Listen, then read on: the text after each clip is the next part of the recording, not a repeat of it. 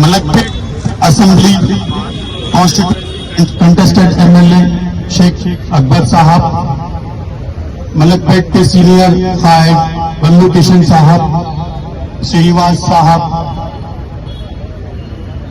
Karwan assembly constituency के contested MLA Usman साहब, विजय सिन्हा रेड्डी साहब, पीसीसी ऑब्जर्वर्स जावेद साहब, सुब्रमण्यम साहब, मलकपेट कॉन्स्टिट्यूंसी के बालाकिशन साहब, एजाज साहब और सारे लीडर अशफाक साहब, वाइस चेयरमैन कोटला श्रीनिवास साहब और सारे कांग्रेस के कार्यकर्ताओं को यौम जमहूरियत रिपब्लिक डे की मुबारकबाद देता हूं। 1947 में हमें आजादी मिली, लेकिन इज्जत तब मिली। इज्जत हमें 1950 में मिली जब हमें दस्तूर मिला। हमें इज्जत कॉन्स्टिट्यूशन से मिला। अगर कॉन्स्टिट्यूशन नहीं होता तो राइट टू वर्शिप नहीं होता। अगर कॉन्स्टिट्यूशन नहीं होता तो राइट टू इक्वालिटी नहीं होती। चाहे वो अंबानी हो, चाहे वो दुनिया का सबसे बड़ा करोड़पति हो, चाहे वो सबसे हिंदुस्तान का गरीब हो, सब एक है, सब सम्मान है, ये बताता है हमारा कॉन्स्टिट्यूशन। तो आज हमने रिपब्लिक डे मनाया और हम लोग जिस कॉन्स्टिट्यूशन की वजह से हिंदुस्तान में अमन सुकून से रह रहे हैं, अगर बीजेपी इसे बदलाना चाहती है तो हम लोग लड़ेंगे और इसे बदलाने नहीं देंगे। आज MNREGA Mahatma Gandhi national rural employment guaranteed act, इसको बीजेपी जो निकालना चाह रही है, आपने सब कायदीन से सुना कि वो कानून जो बना था गरीबों के लिए, उसको बीजेपी निकालना चाह रही है। ये कानून कब बना? 20 साल पहले सोनिया गांधी जी ने जब एक गांव में देखा कि वहां के घर बंद पड़े हैं क्योंकि गांव में काम नहीं था। किसान का काम सिर्फ 2 महीने 3 महीने रहता है, बाकी दिन गांव में काम नहीं रहता है। जब काम नहीं रहता है तो लोग क्या खाएंगे? IIM कोझिकोड के 2 प्रोफेसर बालाकृष्ण और प्रोफेसर राज, दोनों ने एक रिसर्च सबमिट की। हिंदुस्तान में आज भी 40% लोग गांव में ऐसे मौजूद हैं जो अगर काम नहीं करेंगे तो उनके घर में चूल्हा नहीं जलेगा। अगर चूल्हा नहीं जलेगा तो लोग क्या खाएंगे? तो बच्चे क्या खाएंगे? इसलिए कि वो कई लोग तो सिटीज को आ जाते हैं, काम ढूंढने के लिए माइग्रेट कर जाते हैं, बट कई ऐसे लोग होते हैं जिनके घर में बूढ़े माँ बाप होते हैं, जिनके बच्चे स्कूल जाते हैं, वो सिटी भी नहीं आ सकते। तो सोनिया गांधी जी ने दुनिया के सबसे बड़े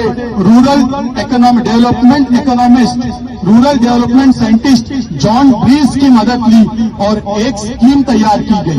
वो स्कीम थी मनरेगा। मनरेगा मतलब राइट टू वर्क। जो भी लोगों को काम चाहिए वो जाके ग्राम पंचायत में पूछ सकते हैं, मुझे काम दीजिए, और ग्राम सभा की जिम्मेदारी है कि 15 दिन के अंदर उन्हें काम दें। कितने दिन दें? 100 दिन काम दें। हर हाथ काम दो, काम बराबर दाम दो। ये था सोनिया गांधी जी का मनरेगा। अब इस स्कीम को बीजेपी हटा रही है। ये एक ऐसी स्कीम है जो 20 साल से 180 करोड़ दिन लोगों को फायदा पहुंचाती है। एक ऐसी स्कीम है जिससे 5 करोड़ गरीब पिछले 10 साल में सुकून से जी रहे थे। एक ऐसी स्कीम है जिन्हें 200 से ज्यादा ऑडिट, 200 से ज्यादा रिसर्चर्स ने कहा कि यह दुनिया की सबसे बेहतरीन स्कीम है। वैसी स्कीम को बीजेपी निकालना चाह रही है। तो क्या आप उसे निकालने देंगे? नहीं देंगे। क्या आप उसे, बीजेपी जिस तरह से स्लो पॉइजन करके निकालना चाह रही है, तो क्या आप खामोश बैठेंगे? नहीं बैठेंगे। जब बीजेपी गवर्नमेंट गरीबों का, मजदूरों का नुकसान करने की कोशिश करेगी, तब तक एक कांग्रेस का कार्यकर्ता चट्टान बन के उनके सामने ठहरेगा और उन्हें आसानी से वो करने नहीं देगा। हम लोग आज तकरीबन 2.5 किलोमीटर चले। 2.5 किलोमीटर में कितने कदम रहेंगे जाहिद भाई? एक 3000 कदम। 3000 कदम, आपका हर एक कदम बीजेपी के चमाटा है। आपका एक हर कदम बीजेपी को रोक रहा है कि हमारे नबी मोहम्मद मुस्तफा सल्लल्लाहु अलैहि वसल्लम ने फरमाया, जब कोई गरीब का, जब कोई गलत करता है, गरीब का नुकसान करता है, तो अगर हक मारता है तो वो हक को रोकने की कोशिश हाथ से करो। अगर हाथ से नहीं है तो जुबान से करो, अगर जुबान से नहीं है तो दिल से करो। हम लोगों ने आज उस हक को जो मार रहे हैं उनके खिलाफ 3000 कदम चले और तकरीबन 3000 कदम चलते हुए नारे दिए हैं, जुबान से भी हमने रोका है। मैं आप लोगों के जज्बे को, आप लोगों की मेहनत को मैं सलाम करता हूं।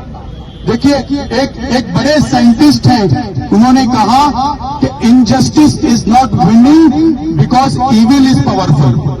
मैं दोहराता हूं, injustice is not winning because evil is powerful, injustice winning because good people are silent. जो गलत कर रहे हैं वो इसलिए नहीं जीत रहे हैं क्योंकि उनके अंदर ताकत है, वो इसलिए जीत रहे हैं क्योंकि अच्छे आदमी खामोश हैं, लेकिन हम वो खामोश रहने वालों में से नहीं हैं। मलकपेट की आवाम ने आज बता दिया कि वो खामोश नहीं रहेंगे। जब जब गरीब पे, किसान पे जुल्म होगा वो ठहरेंगे और उस जुल्म को रोकने की कोशिश करेंगे।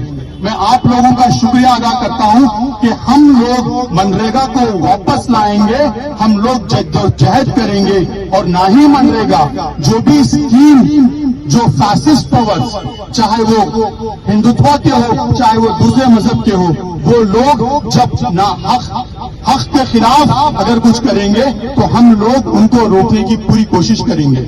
मैं शुक्रिया अदा करता हूं तमाम कायदीन का, मलकपेट के कार्यकर्ताओं का जिन्होंने इंतजाम किया और हमारे साथ चले। ये जंग हमारी जारी रहेगी, तब तक वापस नहीं मनरेगा आएगा, तब तक हम लोग लड़ते रहेंगे। शुक्रिया, अस्सलाम वालेकुम।